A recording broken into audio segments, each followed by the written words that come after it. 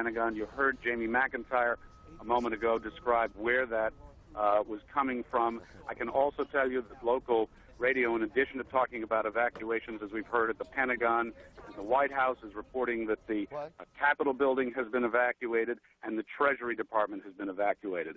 Washington, D.C., the nation's capital, is exceptionally tense and clearly taking steps as if it is virtually under siege here. We don't know specifically, as you've said, what has taken place at the Pentagon, but this is very serious, striking at the heart of the national government.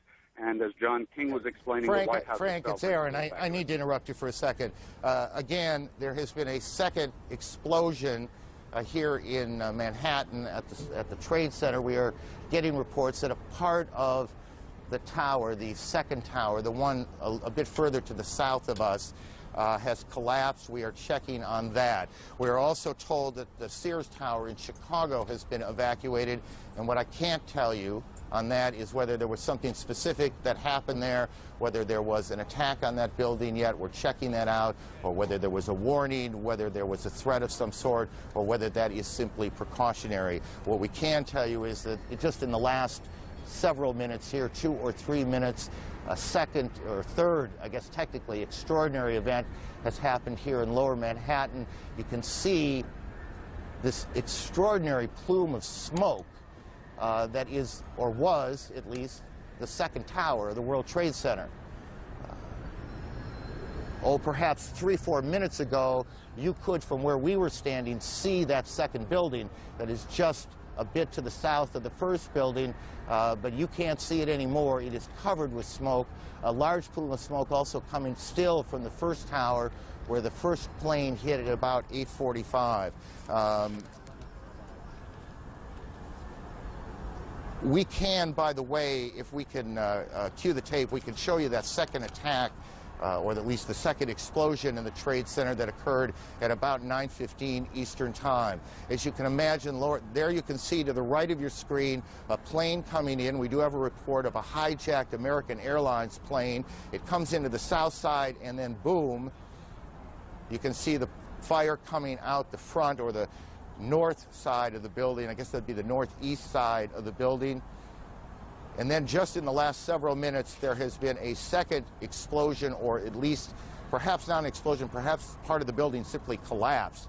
And that's what we saw, and that's what we're looking at, as smoke now just covers Lower Manhattan, almost as far to the end of Manhattan Island as you can get, is where the trade centers are.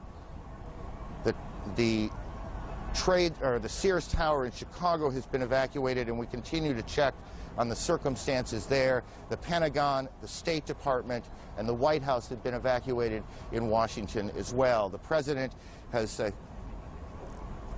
we can show you now what happened just a few moments ago at the Trade Center. Watch the building to the left, to the back of those two buildings. This is just a few minutes ago. We don't know if something happened, another explosion, or if the building was so weakened it just collapsed.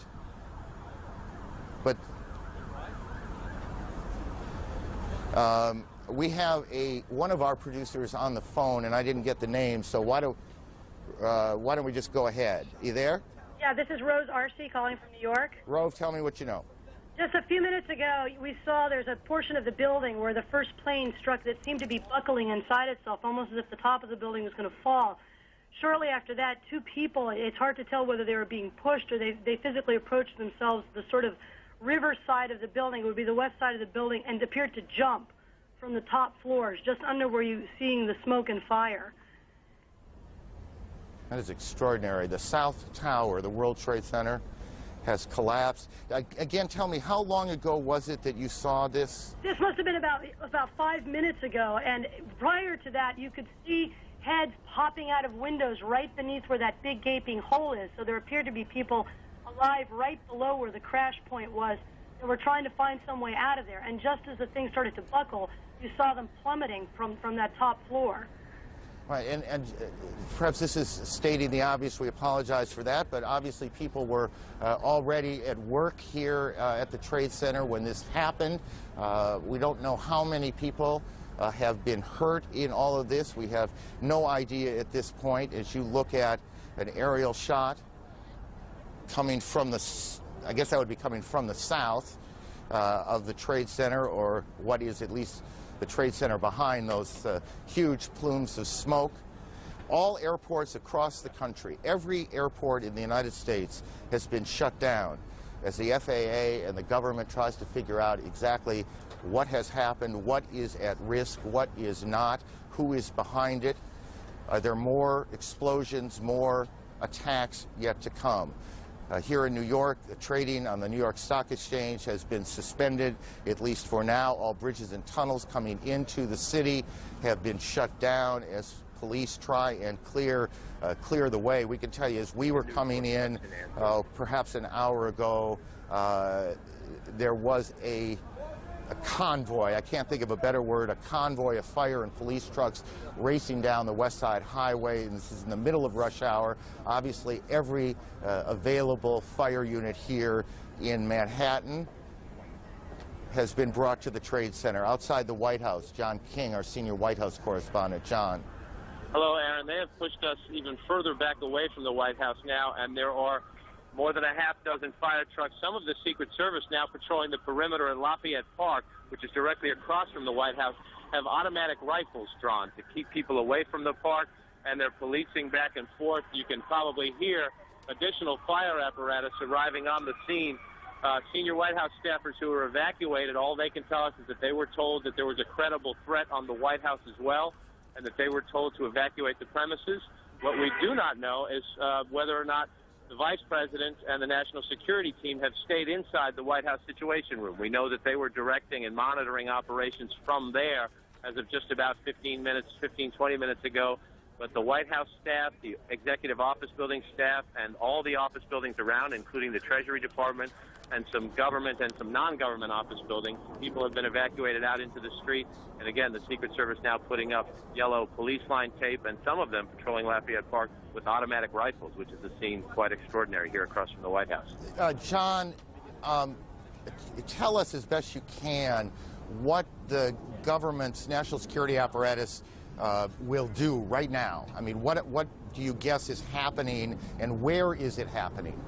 Well, I don't want to guess at all, but from the White House Situation Room, a president or a vice president can direct a war, can direct a full-scale world war. The White House Situation Room is where all information, it is accessible to all information from the United States military, from the Federal Emergency Management Agency, from the Federal Aviation Administration in this case. The White House Situation Room is prepared just for situations like this, unfortunately, to be prepared in a time of crisis for the president to monitor incoming information and to direct any U.S. military or non-military emergency response. The White House Situation Room is a bomb shelter, for that matter. That part of the White House is a bomb shelter. Whether or not they have stayed in there is unclear. We know in the past that would be the routine. We just do not have a direct answer as yet, because most of the staff, if not all of the staff, has been evacuated from the premises. So I gather you're just you're not able to get any calls into the building right now, or at least not getting them answered at this point. Calls you get into the building are not answered at this point. And more fire apparatus showing up now as we speak. We saw most of the senior staff come out. We have not seen the national security staff that we would recognize anyway, but I should note there are other gates from the White House. We are on the north side, and this is John, you're being drowned out by the sirens. Alan Dodds-Frank of our bureau here in New York joins us on the phone. Alan, where are you? Hi, Aaron. Our colleague Jennifer Westhoven also just arrived. She was closer to the building. I'm just south of Canal Street, about 10 blocks north of World Trade Center. And just before 10 o'clock, parts of the building began peeling away. People started screaming. Jennifer tells me, because she was a little closer to the building, that the police began yelling, "Run, run," and thousands of people started running away from the buildings as they were falling. That was, of course, followed by a onrush of ambulances and special police vehicles. Some people have told us, although I can't confirm this, that dozens of stories of the building have fallen away, maybe down as low as the 30th floor. Let's get him and again, just because we lost a little bit at the beginning, where are you physically now? This is I'm just south of the Holland Tunnel in downtown Manhattan, perhaps 10 to 15 blocks north of the World Trade Center. Got it. And the pictures that our viewers are looking at, this